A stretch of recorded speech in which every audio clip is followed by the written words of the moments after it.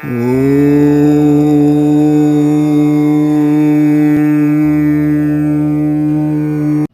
आप श्रीमद् भागवत कथा को सुनना चाहते हैं तो ध्यानपूर्वक सुने। साथ ही एक आग्रह करूंगा कि जिस तरह से आप किसी को वस्तु या पैसे दान करते हैं, ठीक उसी प्रकार मेरे भागवत ज्ञान चैनल को लाइक सब्सक्राइब करने से मुझे एक बड़ा दान मिल जाएगा। और अगली अध्याय को सुनने या पढ़ने के लिए घंटी पर जाकर ऑल कर दें और कथा का आनंद लें। ओम श्री गणेशाय नमः। ओम नमो भगवते वासुदेवाय। कृष्णं नारायणं वन्दे कृष्णं वन्दे भजप्रियं। कृष्णद्वैपायनं वन्दे कृष्णं वन्दे पितासुतं। श्रीमद्भागवत महापुराण प्रथम स्कंद अथैकोनविंशोऽध्याय। आपने 18वें अध्याय में तो यह तो सुन लिया होगा कि राजा परीक्षित को किस तरह से श्राप मिला था। तो आइए अब 19वें अध्याय में राजा परीक्षित का अनशन व्रत और सुखदेव जी का आगमन के बारे में जानते हैं। सूत जी कहते हैं, राजधानी में पहुंचने पर राजा परीक्षित को अपने उस नंदनी कर्म के लिए बड़ा पश्चाताप हुआ। वे अत्यंत उदास हो गए और वो सोचने लगे, मैंने निरपराध एवं अपना तेज छिपाए हुए ब्राह्मण के साथ अनार्य पुरुषों के समान बड़ा नीच व्यवहार किया। अवश्य ही उन महात्मा के अपमान के फलस्वरूप शीघ्र से शीघ्र मुझ पर कोई घोर विपत्ति आवेगी। मैं भी ऐसा ही चाहता हूँ, क्योंकि उससे मेरे पाप का प्रायश्चित हो जाएगा और फिर कभी मैं ऐसा काम करने का दुस्साहस नहीं करूँगा। ब्राह्मणों की क्रोधाग्नि आज ही मेरे राज, सेना और भरे पूरे खजाने को जलाकर खाक कर दे, जिससे फिर कभी मुझ दुष्ट की ब्राह्मण, देवता और गौओं के प्रति ऐसी पाप बुद्धि ना हो। वे इस प्रकार चिंता कर ही रहे थे कि उन्हें मालूम हुआ ऋषि कुमार के साप से तक्षक मुझे डसेगा। उन्हें वह धधकती हुई आग के समान तक्षक का डसना बहुत भला मालूम हुआ। उन्होंने सोचा कि बहुत दिनों से मैं संसार में आसक्त हो रहा था, अब मुझे शीघ्र वैराग्य होने का कारण प्राप्त हो गया। वे इस लोक और परलोक के भोगों को तो पहले से ही तुच्छ और त्याज्य समझते थे। अब उनका स्वरूपतः त्याग करके भगवान श्री कृष्ण के चरण कमलों की सेवा को ही सर्वोपरि मानकर आमरण अनशन व्रत लेकर वे गंगा तट पर बैठ गए। गंगा जी का जल भगवान श्री कृष्ण के चरण कमलों का वह पराग लेकर प्रभावित होता है जो श्रीमती तुलसी की गंध से मिश्रित है। यही कारण है कि वे लोकपालों के सहित ऊपर नीचे के समस्त लोकों को पवित्र करती है। कौन ऐसा मरणासन पुरुष होगा जो उनका सेवन ना करेगा। इस प्रकार गंगा जी के तट पर आमरण अनशन का निश्चय करके उन्होंने समस्त आसक्तियों का परित्याग कर दिया और वे मुनियों का व्रत स्वीकार करके अनन्य भाव से श्री कृष्ण के चरण कमलों का ध्यान करने लगे। उस समय त्रिलोकी को पवित्र करने वाले बड़े बड़े महानुभाव ऋषि मुनि अपने शिष्यों के साथ वहां पधारे। उस समय वहां पर अत्रि, वशिष्ठ, च्यवन, शरद्वान, अरिष्टनेमि, भृगु, अंगिरा, पराशर, विश्वामित्र, परशुराम, मेधातिथि देवल, अष्टिसेन, भरद्वाज, गौतम, पिप्लाद, भगवान व्यास, नारद तथा इनके अतिरिक्त और भी कई श्रेष्ठ देवर्षि, ब्रह्मर्षि तथा अरुणादि राजऋषि का शुभागमन हुआ। इस प्रकार विभिन्न गोत्रों के मुख्य मुख्य ऋषियों को एकत्र देखकर राजा ने सबका यथा योग्य सत्कार किया और उनके चरणों पर सिर रखकर वंदना की। जब सब लोग आराम से अपने अपने आसनों पर बैठ गए, तब महाराज परीक्षित ने उन्हें फिर से प्रणाम किया और उनके सामने खड़े होकर शुद्ध हृदय से अंजलि बांधकर वे जो कुछ करना चाहते थे उसे सुनाने लगे।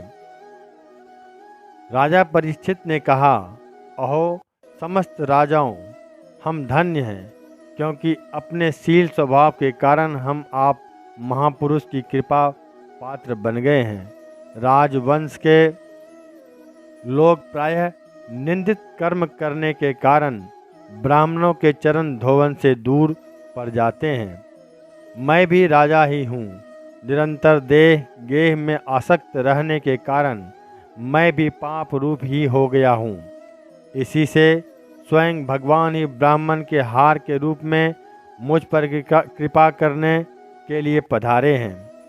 यह साप वैराग्य उत्पन्न करने वाला है, क्योंकि इस प्रकार के साप से संसार सक्त पुरुष भयभीत होकर विरक्त हो जाया करते हैं। ब्राह्मणों, अब मैंने अपने चित्त को भगवान के चरणों में समर्पित कर दिया है। आप लोग और माँ गंगा जी शरणागत जानकर मुझ पर अनुग्रह करें। ब्राह्मण कुमार के साप से प्रेरित कोई दूसरा कपट से तक्षक का रूप धरकर मुझे डस ले अथवा स्वयं तक्षक आकर डस ले, इसकी मुझे तनिक भी परवाह नहीं है। आप लोग कृपा करके भगवान की रसमय लीलाओं का गायन करें। मैं आप ब्राह्मणों के चरणों में प्रणाम करके पुनः यही प्रार्थना करता हूँ कि मुझे कर्मवश चाहे जिस योनि में जन्म लेना पड़े, भगवान श्री कृष्ण के चरणों में मेरा अनुराग हो। उनके चरणाश्रित महात्माओं से विशेष प्रीति हो और जगत के समस्त प्राणियों के प्रति मेरी एक सी मैत्री रहे, ऐसा आप आशीर्वाद दीजिए। महाराज परीक्षित परम धीर थे। वे ऐसा निश्चय करके गंगा जी के दक्षिण तट पर पूर्वाग्र कुशों के आसन पर उत्तर मुख होकर बैठ गए। राजकाज का भार तो उन्होंने पहले ही अपने पुत्र जन्मेजय को सौंप दिया था। पृथ्वी के एक छत्र सम्राट परीक्षित जब इस प्रकार आमरण अनशन की निश्चय करके बैठ गए, तब आकाश में स्थित देवता लोग बड़े आनंद से उनकी प्रशंसा करते हुए वहां पृथ्वी पर पुष्पों की वर्षा करने लगे तथा नगारे बार बार बजने लगे। सभी उपस्थित महर्षियों ने प्रशंसा की और साधु साधु कहकर उनका अनुमोदन किया। ऋषि लोग तो स्वभाव से ही लोगों पर अनुग्रह की वर्षा करते रहते हैं। यही नहीं, उनकी सारी शक्ति लोग पर कृपा करने के लिए ही होती है। उन लोगों ने भगवान श्री कृष्ण के गुणों से प्रभावित परीक्षित के प्रति उनके अनुरूप वचन कहे। राज ऋषि शिरोमणि भगवान श्री कृष्ण के सेवक और अनुयायी आप पांडु वंशियों के लिए यह कोई आश्चर्य की बात नहीं है, क्योंकि आप लोगों ने भगवान की सन्निधि प्राप्त करने की आकांक्षा से उस राज सिंहासन का एक क्षण में ही परित्याग कर दिया, जिसकी सेवा बड़े बड़े राजा अपने मुकुटों से करते थे।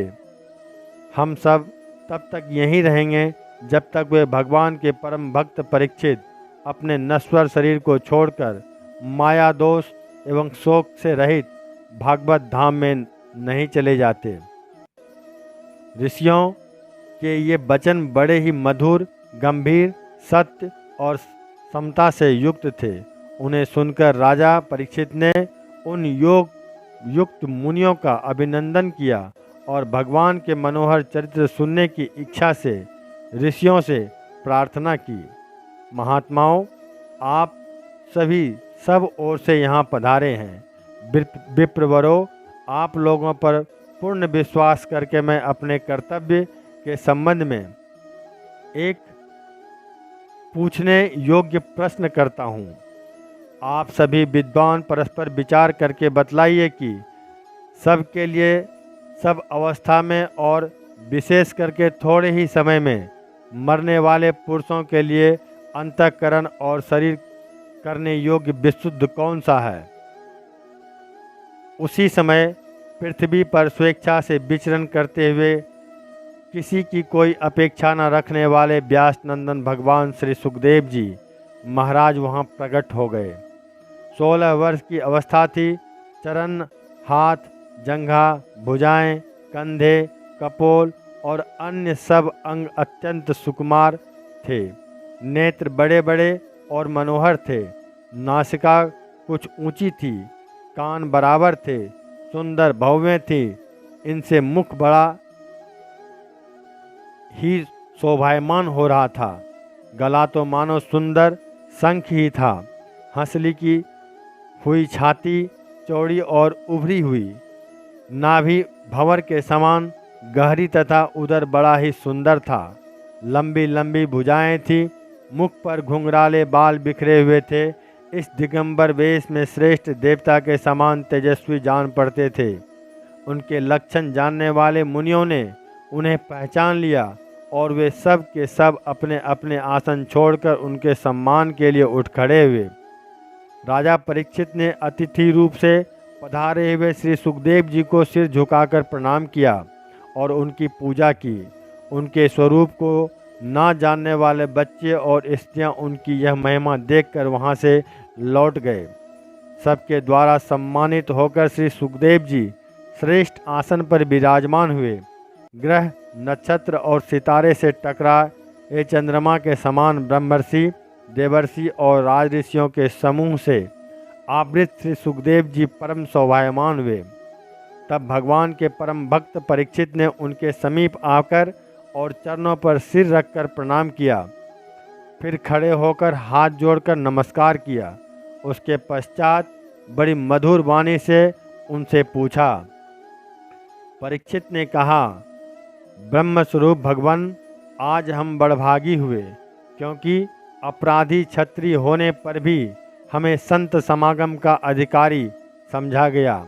आज कृपा पूर्वक अतिथि रूप से पधारकर आपने हमें तीर्थ के तुल्य पवित्र बना दिया। आप जैसे महात्माओं के स्मरण मात्र से ही गृहस्थों के घर तत्काल पवित्र हो जाते हैं।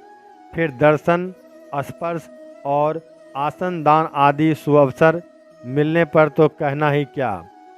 महायोगिन, जैसे भगवान विष्णु के सामने लोग नहीं ठहरते, वैसे ही आपकी निधि बड़े बड़े पाप भी तुरंत हो जाते हैं।